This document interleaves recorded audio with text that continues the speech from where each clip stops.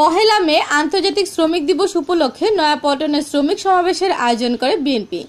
মূল কর্মসূচি শুরুর আগে থেকে মিছিল সহকারে যোগ দিতে থাকেন নেতাকর্মীরা।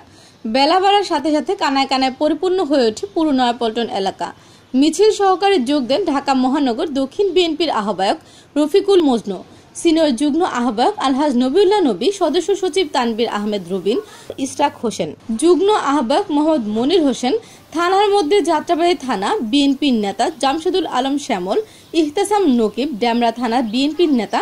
সেলিম রেজা ও আনিসুজ্জামান, ওয়ার্ডের মধ্যে ৪৮ নং ওয়ার্ডে জাহাঙ্গীর আলম, মিজান ভান্ডারী, আনোয়ারুল হোসেন ভুট্টু, ৩৮ নং ওয়ার্ড বিএনপির সভাপতি মাহফুজুর রহমান মনা ও নুরুল ইসলাম সহ